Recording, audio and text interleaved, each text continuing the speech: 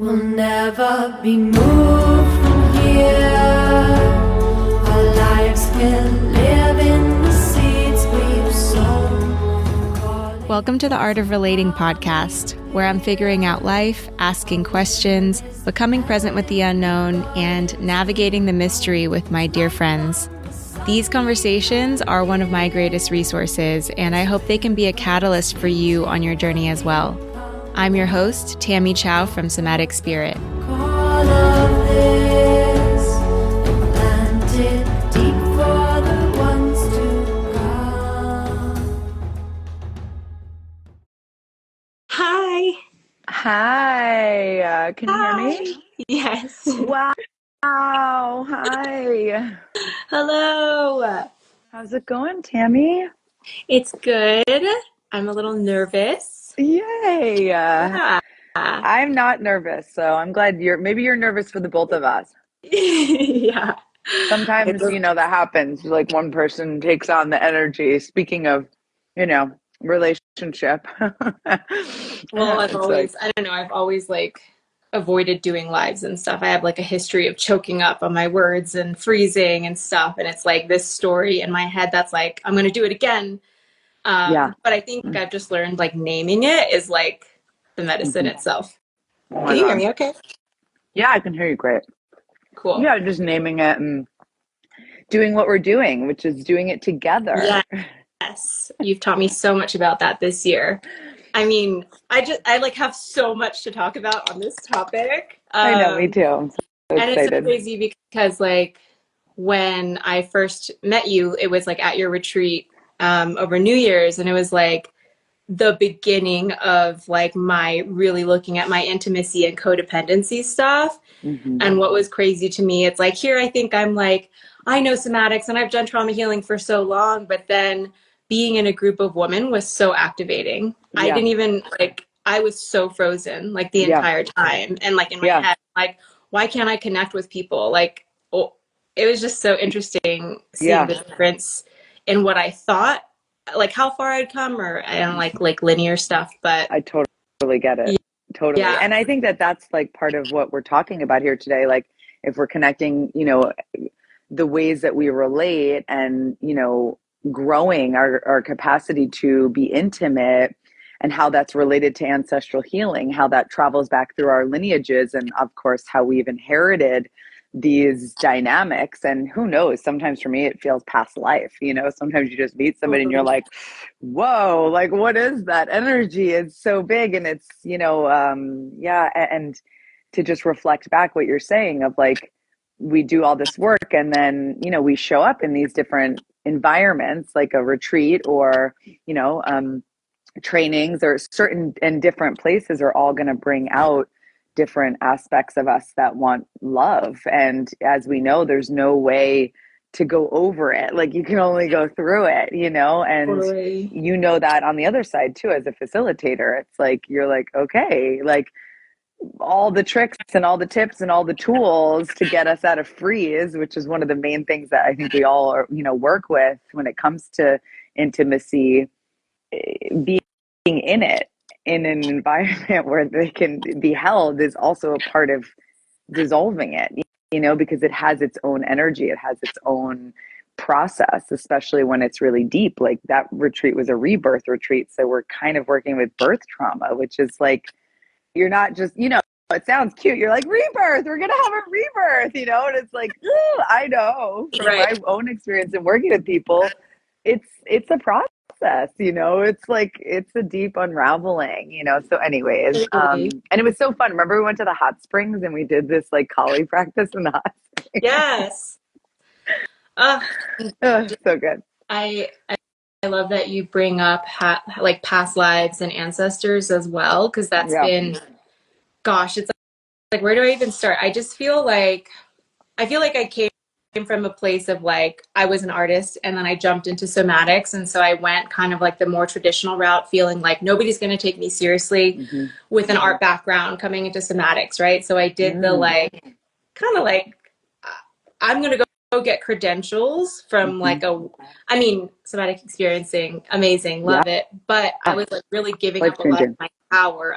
I had no idea how much my life experience and ancestors and everything played into like my life path or whatever. But you're saying how like these relational patterns, like to me, it's deeper than just being in trauma work, being like, I have codependency and let me heal that. And for me in my own work and with clients, I've seen like this short circuiting effect of like being like, oh, I have codependency issues. I can't love, or like I'm obsessed with this person. And I'm like, this is the problem. This is the problem, that you think that it has to stop right there. Yeah. And then when you talk about like ancestors or like what you've taught me through like goddess worship, like I'd love for you to talk about Radha and Krishna, the story of that, of like being able to transmute what is called codependency into devotion, like this undying vast galaxy of love that I actually am. And like to me, like healing is a word that's like I don't really like to use it, but it's like, to me, that's the thing itself, is that I was ashamed that I was codependent versus having like story and a way through to be able to just like embrace like the fullness of my love. Absolutely. And to me, that was the healing. It wasn't the stopping of the energy, but it was like allowing it to move through into something so much bigger. Yes, I feel that so much. I feel that. And as you're saying that, Tammy, I'm also just, I'm like, ooh, yes, like I can feel the movement of that energy.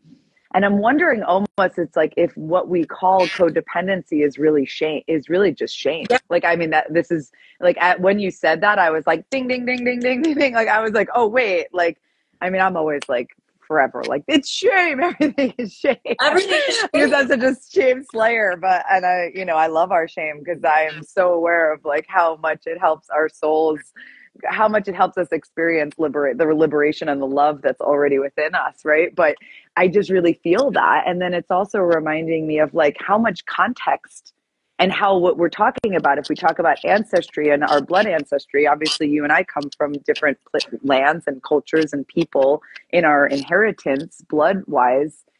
But when we talk about kind of undomesticating all of these ideas of that, like, codependency means this, or, that, and that it can all be done in isolation, which is kind of the typical modern day, like,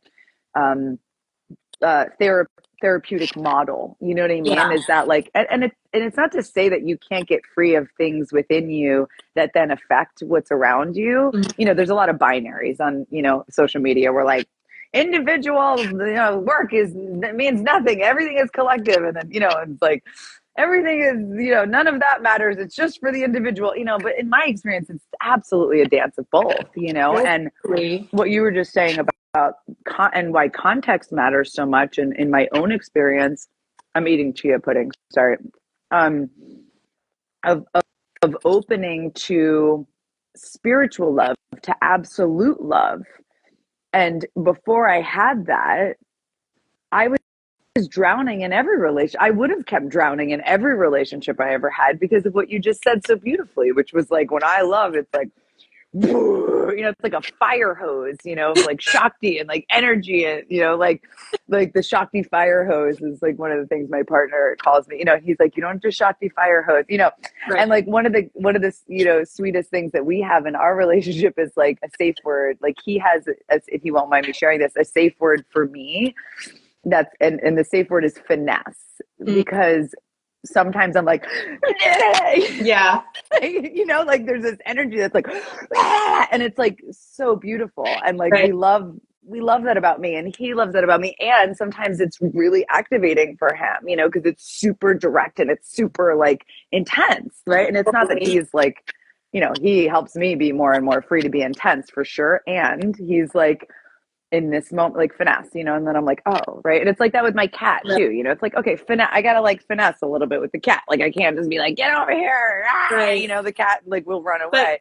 So the context of spirituality, of what you were saying, of like, actually there's a place for this yearning. There's a place for this longing. And that place is with the divine.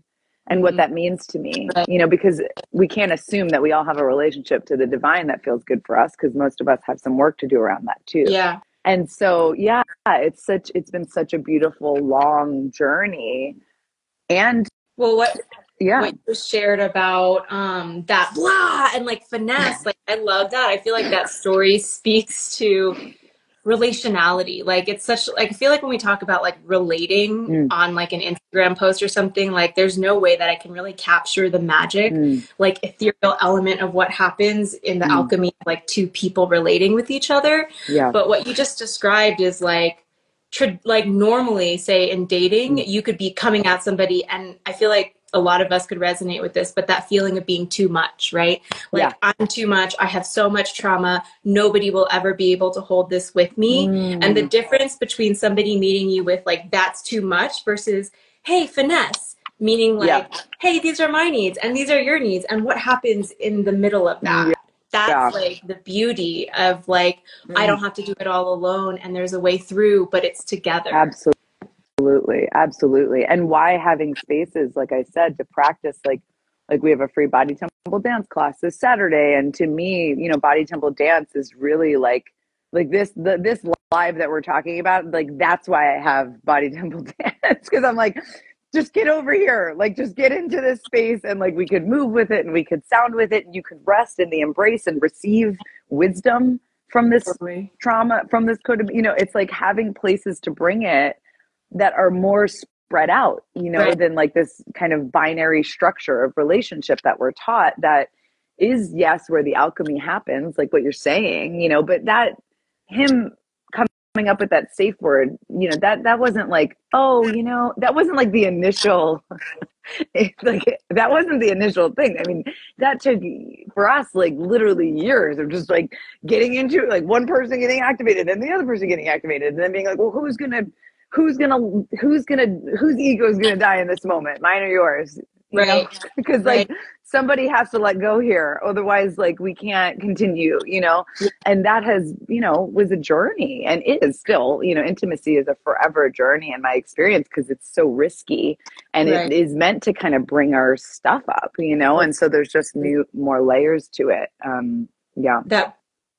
Well, when we were talking about like how the term codependency itself like instills shame, like when I was in my attachment program, like the training, something that like blew my mind open was when they were making the distinction between how like the term codependency came from like the world of psychology and addiction, right? From like alcohol and drugs. And that makes total sense. Like both of us growing up with addiction, like I've witnessed fucking, and still we're in a rupture right now, me and my mom, but you know, I'm still breaking free of like that codependency that I witness still, and like that I've kind of swallowed. And they were saying in the training that like that makes sense. I feel like after that, psychology like blasted like codependency everywhere, and everybody's like, I'm codependent, I have something to be ashamed of, when this was really in the field of addiction. But it's like the goal is not then to be like hyper individual and like I have to love everything on my own and figure it all out by myself before I come to somebody with like where I'm at with vulnerability. It's like how are we interdependent, and like not only with our partners but our families, and like I feel like that's how we're going to survive. If we are going to survive on this earth, is like like that mycelium network kind of like of connectedness. It's always like, it's like, again, like knowing where to bring it. And there's a great book called it's a good book, it called Pro-Dependence.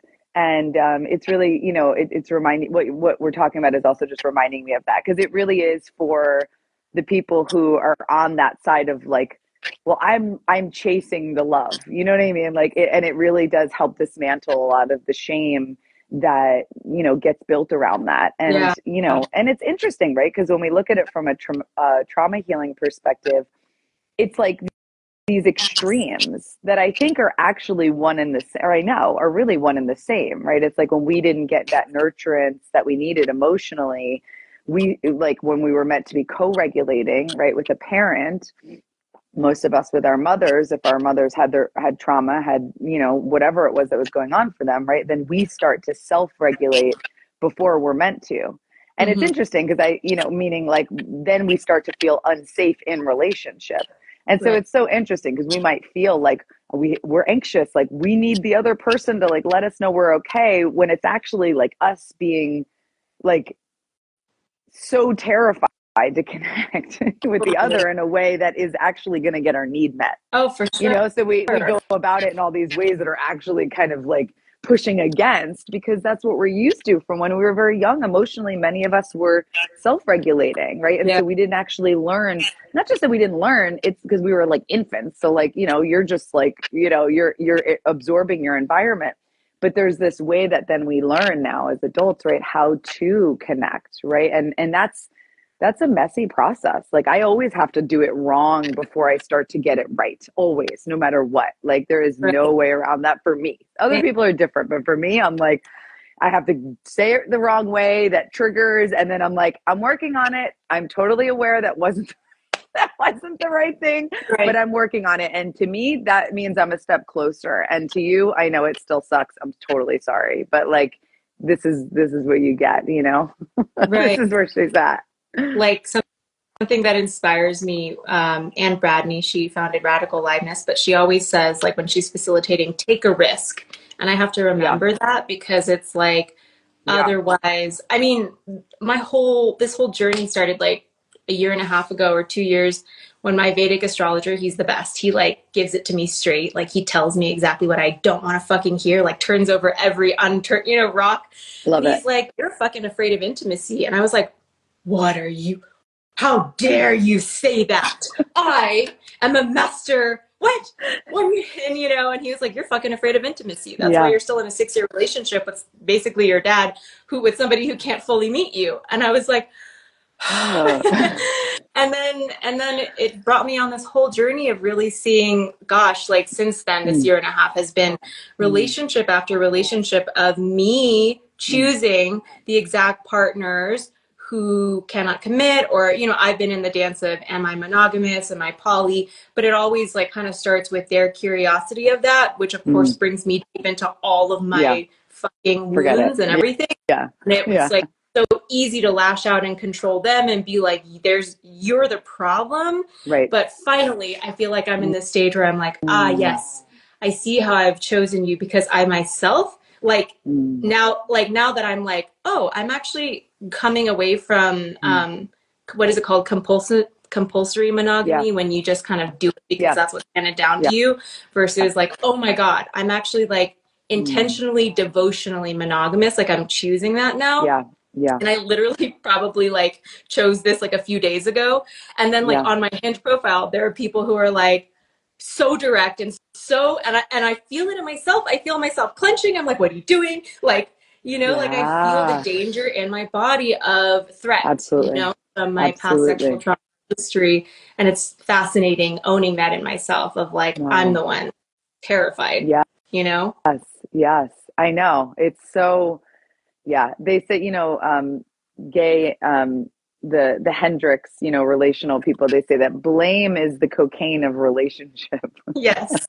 And I love that, because it's just like, it's so addictive to just kind of, because it means, and I have so much compassion for us, because I've been on this journey for a long time, and I've been brought to my knees like a million times, and will continue to be.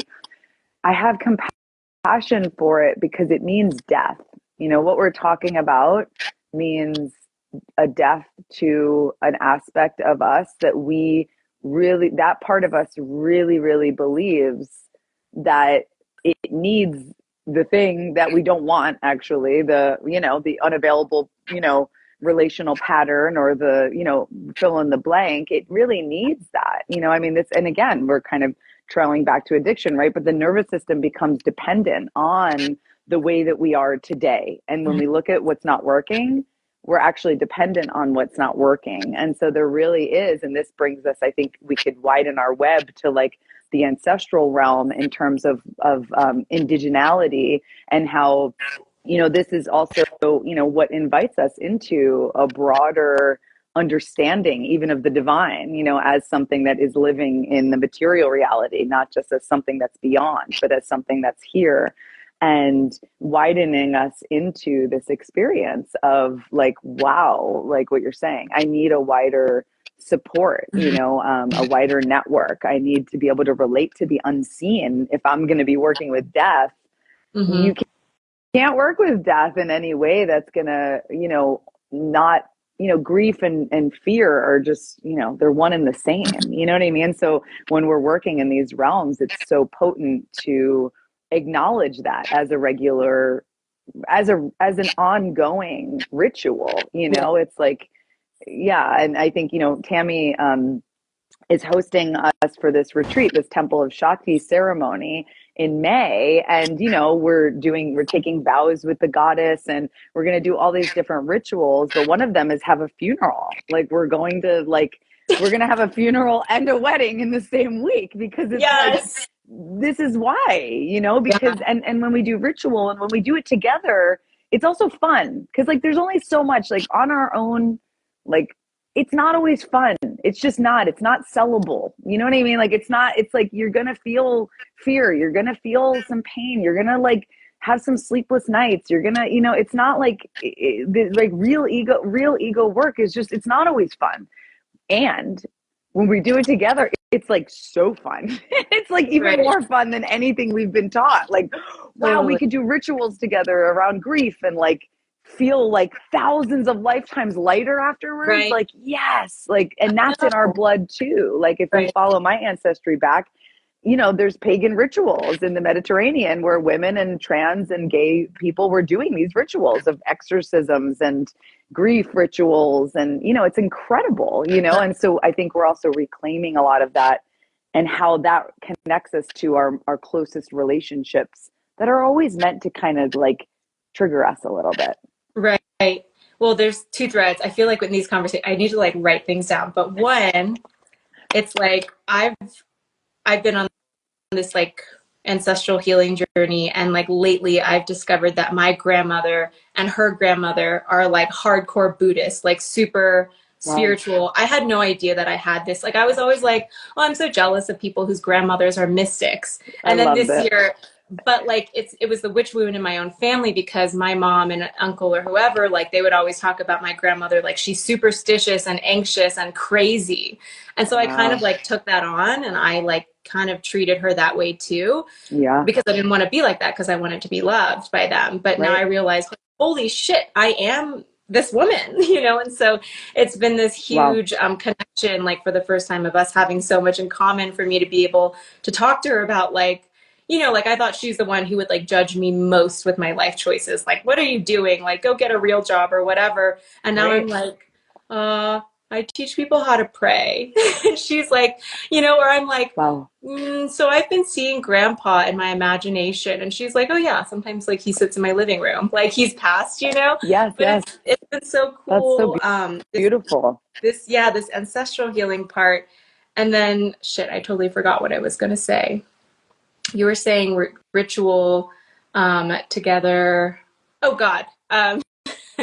And then also like, I feel like, because coming into the healing journey really, really westernized, and also even in all my trainings, there was this like pain in me that was like, why is nobody talking about spirit? Like it actually feels painful in my body that like everything is dumbed down to like techniques and shit. Like if I look at like Taoism or Buddhism or anything, all of somatics like goes back to some indigenous practice, which to me back then for them was connection to spirit or God. Absolutely. And so like, I don't know if it was in your retreat or body temple or whatever, but it's like, as I've been in the deep pain and throes of like codependency and all of that, like you consistently reminding me to give it to God, like through ritual, through like letting the goddess hold it. And like, can fucking healing be that simple, rather than like, I always have to have tools to regulate, and yes, like there's a place for all of that, but where is then like, it's this, my practitioner, Ali Bogard, she's always reminding me, she's like, you're healing like as if you make all these right chess moves, then you'll get what you want. But where is there room for spirit in that? Where is there room for the divine? And when I'm like, oh, Like that to me Yeah. is so settling because I'm like, I don't fucking have to do it. Like I don't have to do any of it. No. And it's also like, I think there's a time and a place for all of it too. But I Yeah. think to really acknowledge the depth of who we are, which are like these very like if we look at our inner children, you know, and parts of our inner children are wild and playful and amazing, and parts of them are just fucking terrified, and parts of them I don't even have contact with yet because they're so far hidden in my subconscious that like they won't even look towards the light yet, you know, like it goes on and on. Yeah. And then there's also the soul in me that I've directly experienced, like in Tantra, like in my lineage. We're not just like, it's not like a blind faith thing. Like we do practice and we directly access these fields of consciousness that are absolutely beyond the limited aspects of my personality. Absolutely. Right. You know what I mean? And at the same time, I don't need to just expect to live from those perceptions. I get to live from all of it because I'm really complex and I'm deep and I'm like, I want it all in a certain way, you know? And I think that many of us do, especially women and especially people with vulvas. It's like, I feel like sometimes my job is to just be like, oh, it's okay. Like, we're just really deep. And so we want all these layers acknowledged. Like, oh, it's okay. Yeah. Like, it's totally okay that you want that and you want that, you know, like it's like we want to be acknowledged for our depth because we can sense like I'm limitless, and then we could sense like, oh God, I'm trapped in anxiety, and you know what I mean? And what you're saying of like ultimately, and what I mean when I say the path of the dark goddess and why I ended up doing so much womb healing work is like we also, many of us hit a point in our journey on our spiritual evolution, our soul's evolution, our human evolution of love and learning how to love better, where none of it works. Whether it was spiritual tools and techniques or somatic tools and techniques, or I mean, where you just hit a point, everybody will on their own journey in their own way. They call it the dark night of the soul, and it just shit stops working. And there you are. And you're like, it's not working. And you really go into another layer of surrender that doesn't have anything to do with you doing it right. Totally. And that speaking, like to me, I feel like reaching those depths is like what I've learned is like creating that secure attachment with the divine. Like for me, being in that place of nothing's fucking working. I'm fucking pissed at you. You killed my dog. Like I'm in such deep pain. But then like feeling that place of being held and loved within it. Like there was something around healing like that I get to be mad at goddess. Yeah. Because like in my physical body being, like I can't be mad at my parents because then I get like reprimanded, right? Yeah. Can I share this poem that you shared in training? So this is a poem that Adriana shared by Maria Watola Traumer, and it was like while I was in the beginning phases of kind of in this like another codependent relationship, but I was like starting to be really conscious about navigating through this dynamic. So it's called Belonging. Forgive me, please, when I, thrilling in how much I love you, believe you belong to me. Like a book or shirt or a ring, writing that short list, it now seems strange I believe I own anything. I know well the unstitching of loss. Let me learn to love you loosely, the way I love morning, the way I love song, the way I love hawks on the wing. Let me love you the way I love poems, startled and grateful each time I find it is I who belongs to them. And that was just so beautiful for me because I was in this place of like, my spiritual body was like, I know I want to love without control. I don't want to perpetuate these cycles of control and violence that I've watched in codependent behaviors, but my body was doing something different because it felt unsafe, it felt terrified, and it was like uncontrollable behavior in the ways that I was lashing out to my partner. But I don't know, that's what like this whole conversation and journey to me is about, is like I feel it's like so cool where I am today right now. I feel like I've finally learned how to love loosely. from this somatic healing, and also from allowing that longing, that like vast, like, rah, like we were talking about, that like deep love of mine, rather than let it be like turned against myself and just be called codependent, but allowing that energy to move through and be held by like my longing for God and the divine, and which is found in everything, like, you know, and so much of that was like, I started pole dancing classes. I started musical theater. Like, I'm getting back into my clay. It's like letting my longing go and move through Right. art, which Absolutely. for me has there are parts of like healing that to me don't get satiated in just like trauma work. It's like relationality, even like in taking these musical theater classes. It's like even just thinking about how much of this song do I keep for myself and how much am I giving to the other. It's like that embodied experience is what teaches me about relationship, not just like everything you read online about anxious attachment or, you know, like getting in your head about like it. chanting, like, you know, one of the things we're going to do on our retreat at your place in May is like, is devotional singing and, you know, like working with prayer formants, you know, and like really tapping into exactly what you're talking about. And we had a kirtan, like a chanting session at our house a couple weeks ago, right after I got back from India. And I was like, I was like chanting, and like the way I was opening my mouth and what you just said of like learning like how much of this like needs to come out and how much of this energetically needs to stay in, and like working with energetic dynamics. And of course this plays into energetic boundaries and it plays into so many other things, but like, or like, do I just want to just like like let it all out, or do I want to like, there's so much that we can learn, you know, through these practices, not to mention then like how the vagus nerve gets toned when we're singing. But, you know, I'm like singing, like chanting period for me was like the main somatic practice that, you know, I mean, it began for me 16 years ago. And it was the first thing that started helping me. I always say like my throat chakra, because I was like completely blocked and locked and like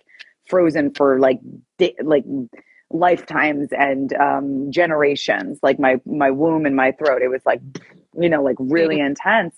And that was the first thing that helped me start feeling safe to feel anything at all, was chanting. And so it's so cool. And I'll have you read, Tammy, but I'm just going to respond a little bit to what you were just saying a little further, because one of the reasons why I facilitate retreats and why I'm so excited to do it with you, and our friend Willow is also going to be there sharing devotional singing and ecstatic chanting and dance. And it's like, as opposed to my primary relationships as an adult teaching me how to do all of that, like how to love, how to create, how to love better. Maybe that's some people's experience, and that's beautiful. Of course, I'm sure it is, because we all have different experiences.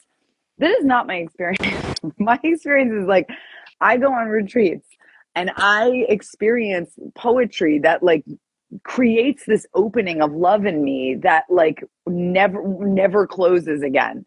And then I come home and then I'm in my family, and then I'm like, my frequency is different because I just spent 5 days with these people, like sharing poetry and songs, and my capacity to receive love just expanded so much. And then I come home and it actually kind of like, it finds its way through the contractions when I come home. Yeah. And then that's what keeps birthing an authentic experience of love that's both very human and vulnerable and tender and all the things, and this experience of of expansion, you know, through my relationship. Even though it's a long-term relationship, like we've gone through so many deaths, and we keep walking that line of like, is this the thing? And then having the courage to ask those questions, and then continuing to dive into the deeper layer of love that's revealing itself, or at least that's been the process so far. But like for me, what you're saying of like really tending to myself in these other ways and acknowledging that if we are love, and I think anybody who's going to be attracted to your work or my work or anybody coming together in this way, you know that that's our true nature. We know that love's our true nature.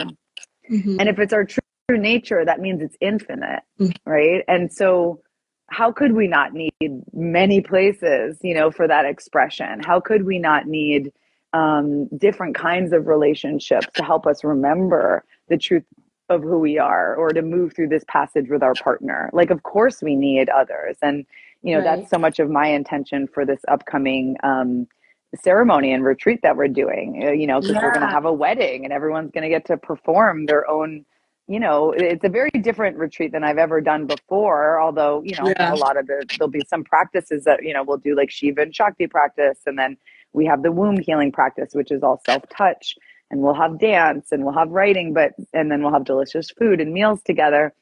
And then we'll have these rituals, that will really deepen our capacity to receive that absolute love and to heal the ways that we've been wounded, because we've all been wounded, and that we don't have to feel shame about that. Right. Before going on retreat with you and being in Body Temple, and then also like our training retreat, like this year, I was still in that place of healing of like, I got to do it all right. I got to journal, do my shadow work, go to therapy. And honestly, I was like blown away by the simple act of just being witnessed in my fear and my freeze, like in a group of other women. Yeah. Like that was just the transformation itself was like, oh my God, there are other people like me. Yeah. Like it sounds so simple, but like here in my isolation, I thought I was so fucked up. Like there's so much wrong with me, but even just being in a sacred space with other women on the same journey, like the way that integrated months after and the years after has been me coming into myself and my essence and being able to, like 3 years ago, I would not be able to do this live. Like my voice was like completely choked, like I wouldn't be talking about God or the divine or like even doing anything, but just like having community, like having this love that it's like, I feel like I can almost throw myself into the fires with relationships, with my mom, with friendships, because I've had a felt sense of safety being in community and Body Temple or in retreats. Absolutely. Yeah. And I feel exactly the same. I mean, it's really, and I continue to put myself on retreats and in communities, so, and then that's how I find a way to have boundaries and, with my own work with others when I'm holding space, so I could really be a part of it more than, oh, I'm holding space and now I'm not. And now, because that's how relationship is. It's like moment to moment to moment. It's like, who's going to let go first? Yeah. And in my experience, it's usually got to be me for whatever fucking reason, because the goddess is like, bitch, it's you. And I'm like, okay, I'll do it. And like, that's the way it's been rolling over here. And, but obviously I'm here to, just like you and just like anyone else who's going to come, on this retreat and who's going to work with us. It's like, you have that feeling and you have that desire for someone to do it, because it's yours to own. You know what I mean? Yeah. I think our true desires, like in Tantra, we don't suppress desire. We really work with it. We admit the like scariest desires on purpose, because they're holding energy to them, right? And then we offer it to the goddess. We offer it to the fire, right? We'll have a fire ceremony on our retreat, and like when we offer it to the fire, it's like it honors the potency of it, and then we don't have to worry about like, am I making the right choice? It's like how many years do we stay stuck in relationships or situations or patterns in relationship? Like sometimes I like to look at patterns over people, because that can help us work with the energy differently. When you start working with fire, you're just like, things start to transmute and transform, and things happen without it just being up to you. I mean, you have to show up to like the rituals, and you have to show up for yourself, which coming out of patriarchy and coming into relationality, that does take a lot, because it's painful to let go of that shit, even when it's shit we don't want. It's like, we got to go into those tears sometimes. But what you're saying about community is like, it's so fun and it's so beautiful. So I'm wondering, does anyone have any questions? Is ancestral healing more challenging with men who had past trauma? I've noticed, a lot of men in my family face it, and it causes major insecurity. I'm going to just sit with that for a second.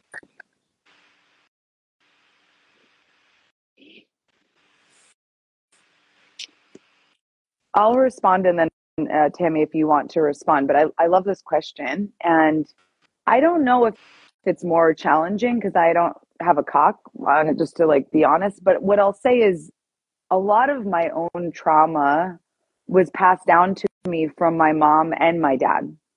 And I'll say that maybe like as much as I'm like I've been doing women's work for since I started leading women's circles in my living room in Brooklyn, Williamsburg when I was 28 and I'm 42. So like I've been doing this like feminine la la la thing for a long time.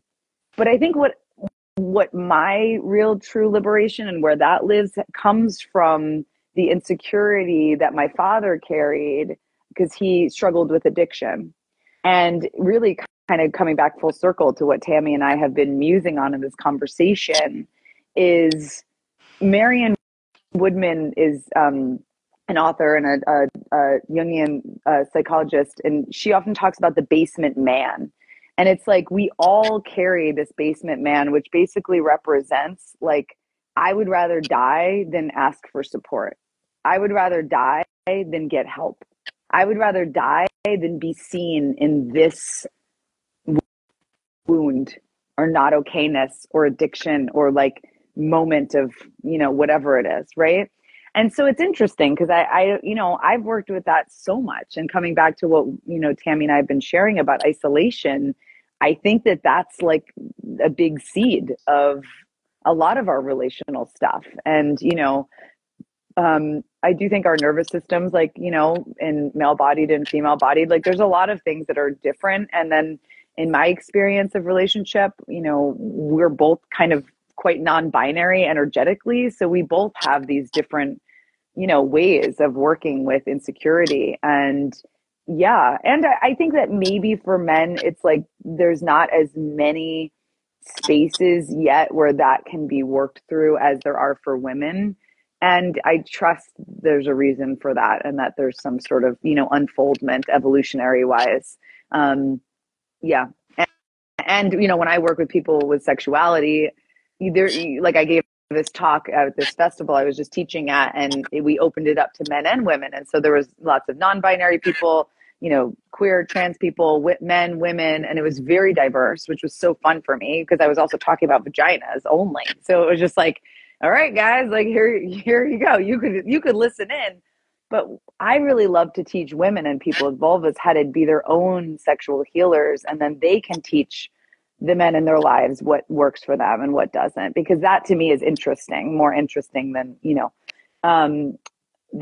teaching the partners or whatever it is, because we're not just trying to get pleasure, we're trying to get free. And, that freedom comes from understanding that like waiting for someone else to do something it just doesn't really seem to be the thing that empowers us. And it's okay. We all do that, but it's more like, wow, take yourself on that trip. Like, wow, do that thing you're waiting to, like, buy that house, like buy that land, like do the thing you've been waiting for a partner to do with and see what happens, and that takes a lot of courage. So anyways, that's a kind of a random rant on that, but it's a great question. And I think we all carry a lot of that insecurity that does come from men in our families, that is also abuse. I've inherited a lot of abuse in that way. And so it's a deep process of unraveling that, but it's also very satisfying to own a healthy masculine within us that is actually a protector. And what does that even mean? Like to actually be a protector of love as opposed to a controller of love. That's the big shift that I think, we're all making. Mm-hmm. I don't know if you have anything to add or. I think if like the question is like, I don't know if it's just like ancestral healing is more difficult for male bodied like men or just like healing in general, just the naming the like hardcore conditioning of men not being allowed to cry, allowed to have emotions, allowed to be weak. And, like I do feel bad. Like we are going through this like huge evolution of liberating women, but I do think like still like men don't know what to do right now. It's like, they reclaim their rage or their power, then they're abusive. If they are, too soft, then they're too in their feminine. Like they can't do anything right now. So True. there's a little bit of that I, and I feel sorry for men and white people right now. Like I just like, there's like waves of trauma, like it always has to swing the other direction For that sure. makes it kind of hard for the people who want to heal because they just feel so much shame. Yeah. Because there's a lot of anger being directed there. And Absolutely. And finding the right places for it is so essential, because then that swing and that rub becomes helpful. Like I know for me as a white person, it's like, yeah, okay. And I'm not like, I put myself in places where it's like, ooh, like that rub is uncomfortable, and that rub is also healing my blood from racism. You know what I mean? Like it's like it's like really essential that we find the right places. I mean, there's this, my partner works, a lot with men, for that reason, and definitely with ancestral healing, because all this tantric work, they say when we do these fire ceremonies and all this different work, it heals back 7 generations. And it's interesting because now, neuroscience has, there's research proven that we carry the trauma of 7 generations back through epigenetics, which, whatever, but like not whatever, like, okay, amazing. And like, this is what, again, coming back to indigenous, work, it has been saying for a long time, and that's what's so wild now, that like now science is catching up in different ways to what we have. I've been doing that practice, and I've directly experienced healing 7 generations back to like my father in the afterlife, to my mother, connecting to my great grandmother in Italy. Like I experienced it. And then I watched this TED talk like literally last summer, where they're like, epigenetics has proven like we carry the DNA, we carry the cellular trauma of 7 generations back. And I'm like, oh, that's so cool. Like I've been healing that for, 10 plus years, like with these practices that acknowledge that. So I think that that's also important, is to like find spaces where you can be held, you know what I mean? In the appropriate ways. And that's not usually going to be our closest relationships. Like we need to be held in different environments too. Well, speaking of like that ancestral thing, like I was in epigenetics, like that, I'm going to butcher this fact, I'm sure, but I made a video about it, of like how 5 months into the pregnancy, like your grandmother's womb had like the egg of your mother, and then like within that was like the precursor cell that would become you. And so that's why it's like fascinating to me that now like I'm just seeing, like I am my grandmother, and she learned from her grandmother, like all of these like spiritual practices.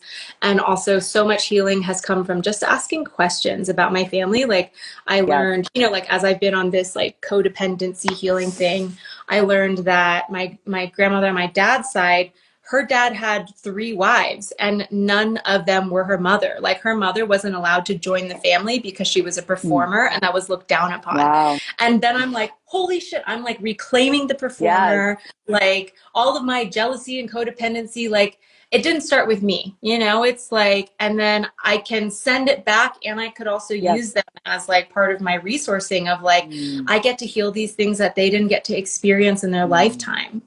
Absolutely. Wow.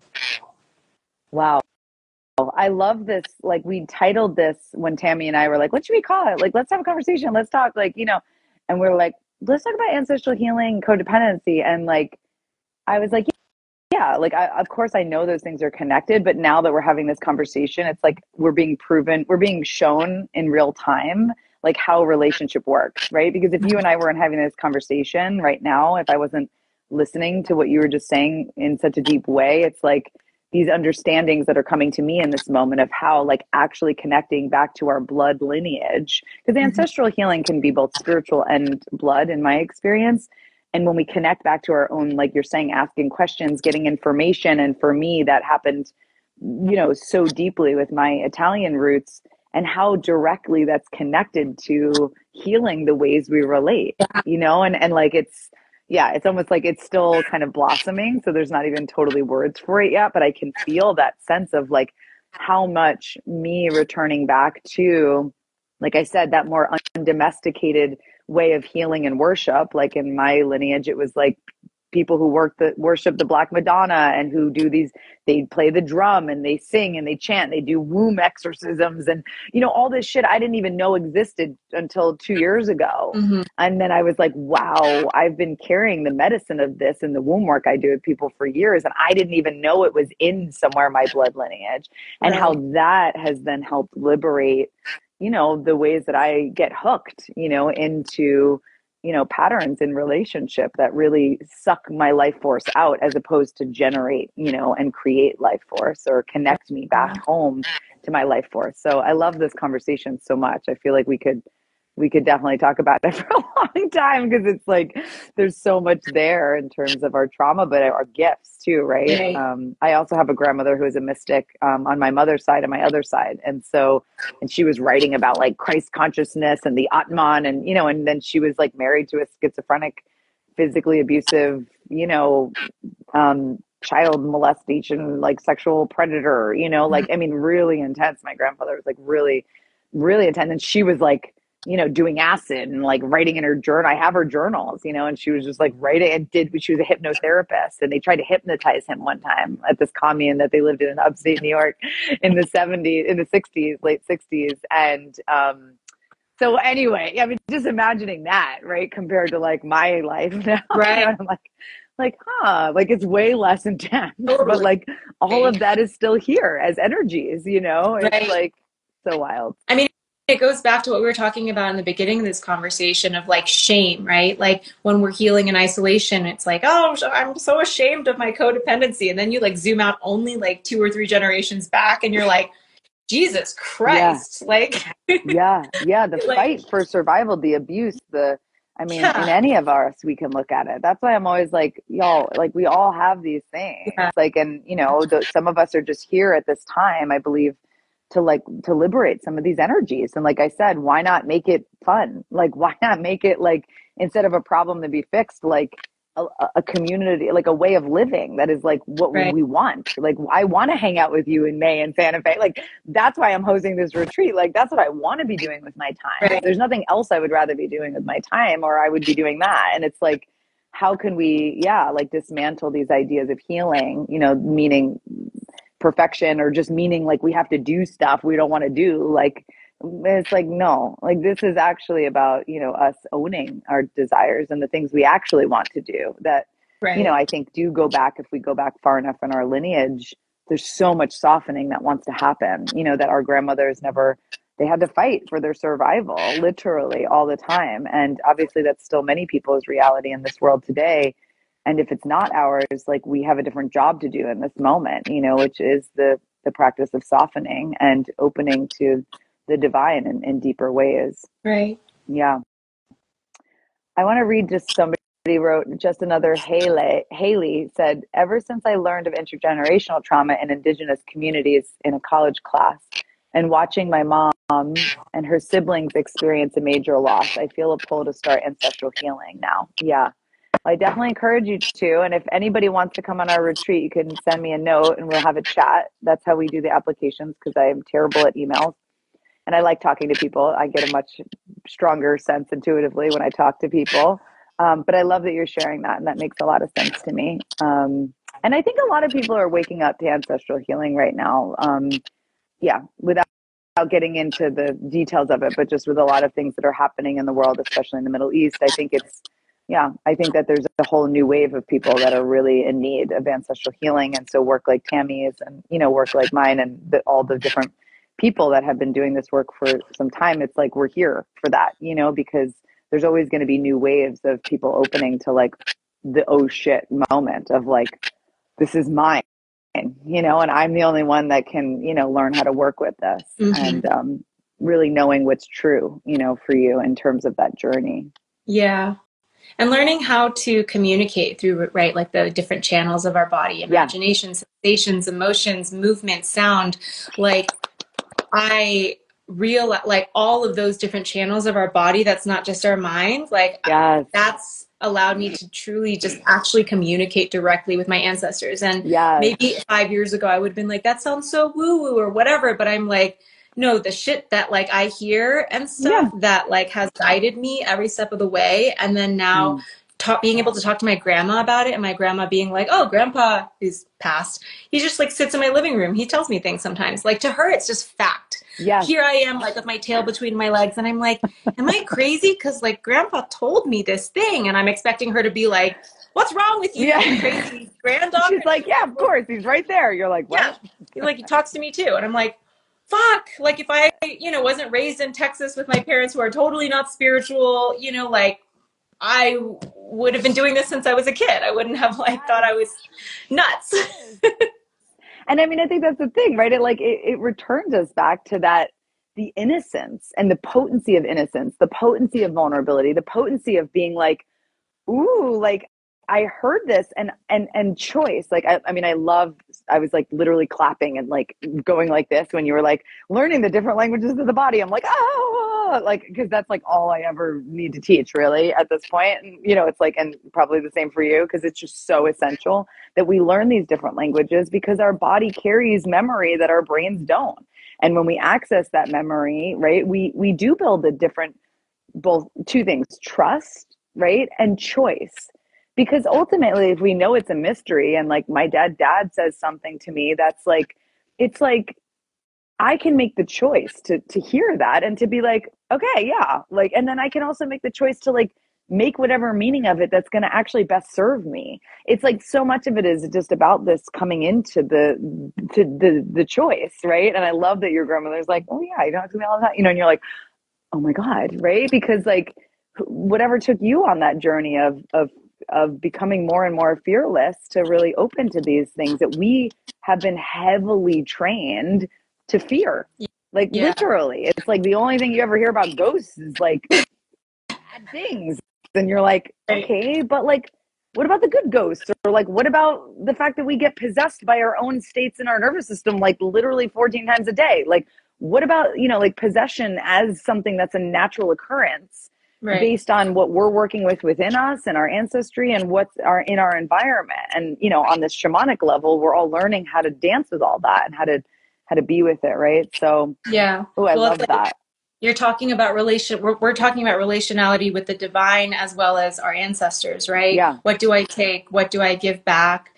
Like I've talked about like my more recent dark night of the soul, maybe 2 years ago, 2 months of probably like suicidal dark trenches, like every fucking thing I could have, like you've talked about this before. Sometimes when we get to a safe space in our nervous system, that's when shit comes up because it's like ready to be dealt with. And so it was like 2 months of freeze and torturous pain.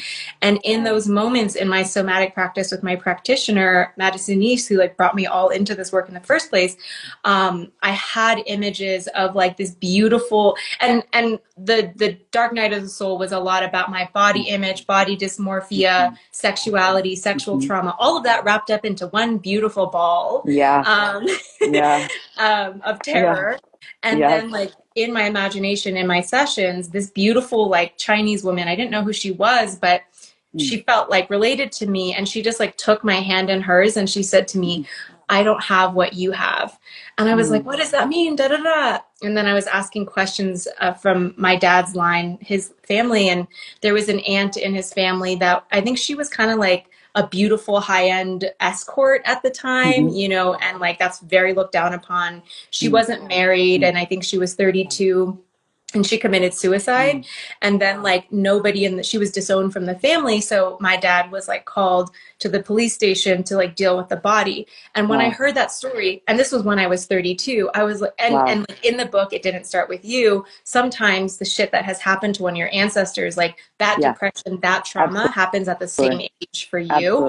And so when I learned her story, I was like, it gave me a way through because I was like, there's nothing wrong with me. It's like she's coming through to heal. Like I get to heal this part, of like she got crucified and like looked down upon for her sexuality and her beauty. And for her to say like, I don't have what you have. And the way that I took that in meaning was like this voice, this like what's come through in the past few years of like, what I have to teach, So that's and this opportunity to be alive at this point. Like, I also think that those people, like those spirit that are now spirits in different forms, or, obviously it's all formless, and ultimately all the things that we're doing in our worship with the divine are really about, like, my tantric lineage really is, we worship the formless goddess. Like, it's like we can worship different goddesses, we can worship different forms, but it's all connecting to that sacred living feminine energy that is formless, right? And so if we're looking at formlessness, just to kind of go there for a second, because you already took us there, these beings, right, that you have this opportunity also, I believe, and I've experienced, for them to experience what you're experiencing.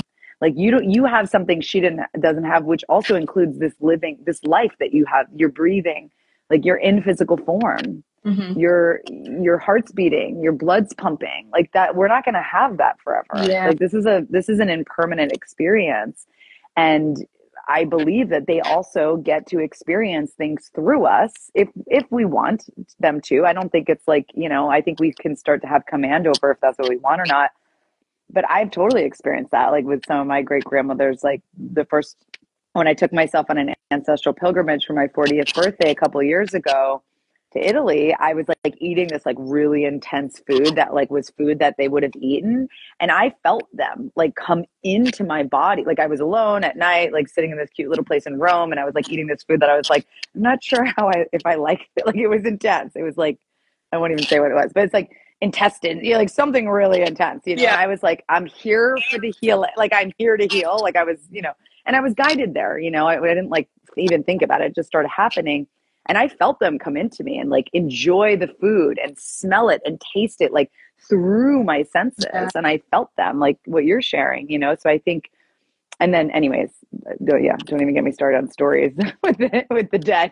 I know. They go on and on and on. There's so many, but I think it's so potent to just be able to share them and hear them, because these are the things that we feel like we either just write off, or we feel crazy because of them, because there's charge to it. But that charge is life force. That charge is a positive thing when we're speaking it to people who understand. I always say, like, everything you say makes sense if you're speaking to the right person, and it's like, sometimes you just got to really go on a fucking journey to find the right people, to be like, oh my God, yes, like, let's sit around. Now that I'm thinking this might be something we do for the fire, and like tell our ghost stories, you know what I mean? And like, this is real, these are our ancestors. Like, these are, this is, and that they carry energy, they carry gifts, like, there's so many stories, of like going into the underworld and getting stripped naked, and like the story of Inanna, and, but then you get gifts, you know what I mean? It's like, I don't believe that we go through these passages just to suffer, I believe that we get gifts along the way. Right. Even though we suffer because we're human. And then I think the biggest thing that I got, like I said before, of being in retreat with you and being in community is like, for the first time, I was like, oh, I've learned how to take my suffering to the right place. Not my mom, not the unavailable person, not the person who's going to continue fucking re-traumatizing the same real. thing. So I'm real. Like, oh, I brought it to you guys, and this feels great. So now, real. Like, there's something in me that's real. Like, I'm real. Yeah. And then, like, out in the real world, I learned where to take my suffering so that it could be transmuted. Yeah. And so then this like whole process is just alchemy. Like, that's. Yeah. I'm in this like weird phase of life where I'm like, oh, like, I started my spiritual journey to seek and to like arrive somewhere. And now I'm like, oh, this is all there is. Yeah. Like, just constant alchemy. Absolutely.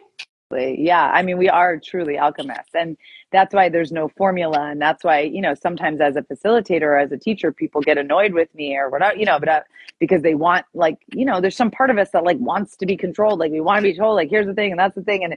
But it's so like moment to moment, as an alchemist, it's like, sometimes you need more fire and sometimes you need more water. Like, sometimes when you're on fire spiritually, you need more fire to actually match and meet you, and then that's what dissolves it. And then other times you need earth to like ground that fire, and other times you need more space to like make room for that. It's like, it's never, I mean, in my experience, it's like, it's not, there's no formulas, but you carry the wisdom. Like, your body knows what's needed, right, when it's given the space and the recognition. And that's so much of why my job is so fun, because I'm like, guys, like, I know a lot because I've studied a lot and I've learned a lot, but like, I don't fucking need to know anything. Like, I just need to show up and be willing to be vulnerable. And then all of a sudden the alchemy happens. Yeah. And it's incredible what people know. It's incredible what people's bodies are capable of in terms of healing, in terms of energetically reconfiguring trauma and expressing it in different ways. And it's amazing, you know, how much more is possible than what we know when we're alone. So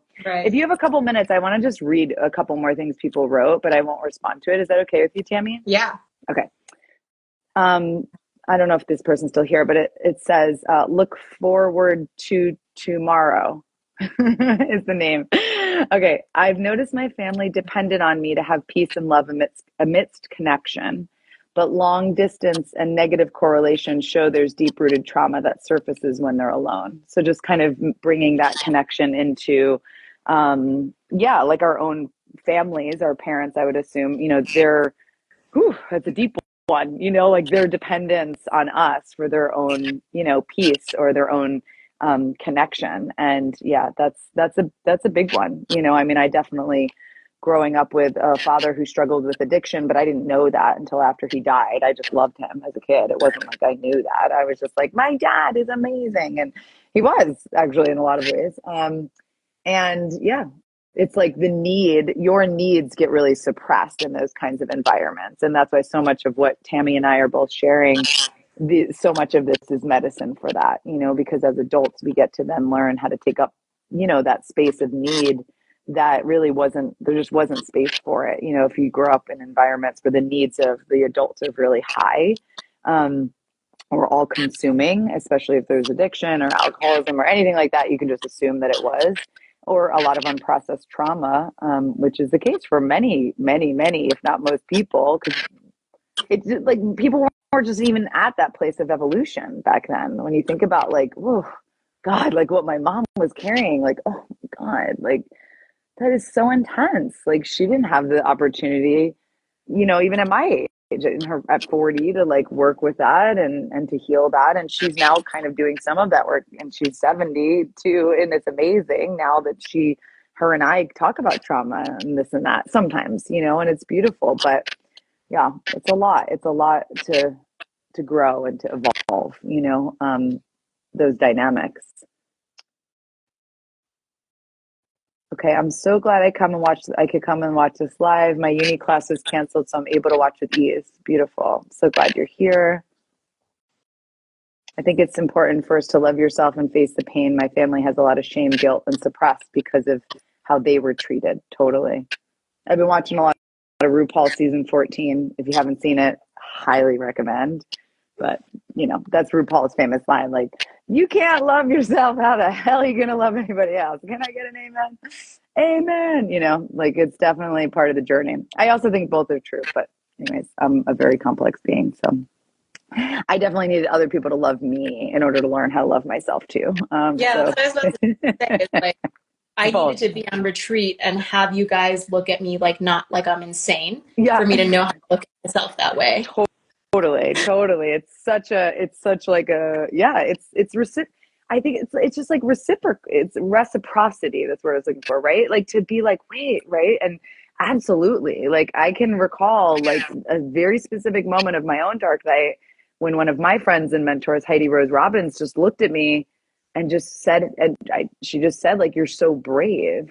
And I was like, brave? Like it was like I had never had the thought. I was like, brave? What? Like it was just like she said it and it sunk in somehow, but I was like utterly confused. And I knew how deep of a truth it was. Yeah, but it was like I couldn't admit that truth because it was like the circumstance I was in was like I really set myself up to like really be able to be like, no, this is really not brave. Like this is a terrible situation that I put myself and other people in. And it was like genuine and it changed my life. Absolutely changed my life. Yeah. So wild. I love people. I love us so much. Okay. Let's see if anyone else just asked any questions. Thank you all so much for sharing. Yeah. You guys, if you want to come to like the most epic, it's going to be like insane. I've literally been looking for like a clawfoot tub ever since you said that. So we could do like a water ceremony. I found one like 2 hours away. So we'll see. Oh my God. But I mean, we're legit having like a funeral and like a fucking wedding. Like I'm getting speakers. This is like my dream come true. No, me too. I'm so excited. Like, I was like, we got to do it together. Like, I was like, I've had this vision for a long time, like having a wedding where we like marry love itself, you know, and celebrate that just as much as like when you, if you ever choose to get married to another person, like, you know, it's like just like giving it that much love. And I was like, we need to do it together. So I was so happy that you were so open to like, okay, let's do it here. And, you know, I love Santa Fe. I love that land so much. And it'll be so cool because we'll also get to connect to the land through you and, you know, yeah, plant seeds. And I mean, who knows, you know, we have a limited amount of time, so we'll see what can unfold and it will unfold beautifully. But yeah. yeah. And I feel like it's like healing that, because like I remember when I first came to your retreat, I was still scarred from like Christianity and shame. So I had like removed spirit from my life. And so now it's kind of like like to me, so much of my work is remarrying like what is spirit and what is the divine in you. Yeah. And that's kind of what's like symbolic about like marrying love itself or goddess is like, oh, not like what was shoved down your throat full of shame, but like what is it for you, and reconnecting to that and committing. It's like a baptism, but without shame or Yes. Yes. It's always the rebaptism. I mean, this is the path of the goddess. It's like if you're on the path of the goddess, like, you know, in some way, because you get pulled into all these things that we're speaking to. And then the more that you just get the support and even like the rituals or the initiations, it's just as simple as that sometimes. Sometimes it's like, I just know I have to like go on that retreat and be on that land to get this part of my soul back. Like I've moved places because I've been like, there's something here for me, you know? And I think I just also like to acknowledge that, because obviously when you're like sharing about stuff, you're just like, well, this is what you're going to get. And this is why it's great. And, you know, but it's also like, you just feel that pull. And I just encourage people to follow it because I just know how much we need that. We need to follow it so we can learn how to keep trusting it, you know, and also so we can have the best time as we're doing all this deep shadow work. Yeah. Beautiful. All right. I think that's it. Thank you all for sharing your words. I just read through them all, so you know. So gorgeous to spend some time with you. Oh, Tiffany was here earlier. That's fun. Beautiful. I wish we were like all in the same room, but okay. And also, if you want to come to a free class, like when I read people's things, I'm like, I wonder what they look like. Like faces are so important to me. Yeah, I'm teaching a free class this Saturday. So also, if you just want to get a taste of some of the, you know, stuff we'll be doing, it's called Mystic Visions, the spiritual practice of embodiment, returning home to the body. So it's very connected to a lot of the stuff that we'll be sharing. And yeah, and nice to see you, Adriana. I see you on there. So good. Okay. Any last things you want to share, Tammy? I don't know, just like some practical things of like how amazing it's going to be together on this land. I'm getting this like giant stargazer bell tent for glamping, and just like to be able to like have like ultimate sleepover vibes and like chant until I don't know, like 2 a.m. and get to just like share meals together and do fire ceremony and be in this. I don't know. I'm just like really excited for the alchemy of what each person's like wisdom brings into the group. It's like the beauty of like not knowing. It's like you can plan like kind of a curriculum, but I'm just like whoever is feeling called to join, like I'm just like have a chat with Adriana and see if it feels resonant, because that's kind of the same way that I felt like when I saw, you know, your retreat. You know, I just like I know there's like I want to do something this New Year's Eve, and I don't know what even this is, but for some reason I feel called. And since then, I'll never forget that first time we chatted for some reason. Like, I don't always remember stuff like that, but I told you, I like remember exactly where it was. I was like, who is this person? And I just remember some of the things that you shared. And yeah, I was just like, wow, this is such a special woman and special person for me to get to know. And it was such an honor, you know, that you, wanted to come and that you came and then holding you in that space. And, you know, it's just been such a beautiful journey to be able to be friends on this path and also to like hold space for you and your own unfoldment. And it's such a deep honor because I get to receive so much. You know, it's so selfish sometimes. I feel like this work. I don't know if you feel like that, but I'm always like, I just get to witness people like in the most amazing ways. And I receive so much, you know, from you and from your wisdom and your artistry and vulnerability. And it's just so fun. And I can't believe you're going to be on my land facilitating a retreat.